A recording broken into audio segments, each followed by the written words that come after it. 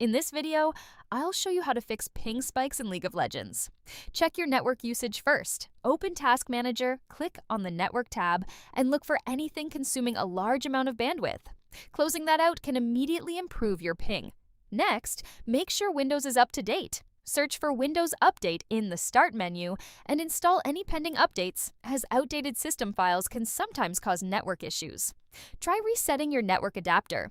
Right-click your network icon, open Network and Internet Settings, then go to Change Adapter Options. Find your connection, right-click it, hit Disable, then Enable. This essentially disconnects and reconnects you to the network and can clear up minor connectivity problems. Still having issues? Reset your router. Find it physically, press the reset button, and wait for it to fully restart before testing your ping again.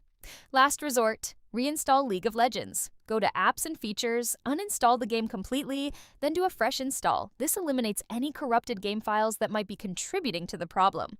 One of these steps should get your ping back to normal. If it helped, drop a like and subscribe. It really does mean a lot. Thanks for watching.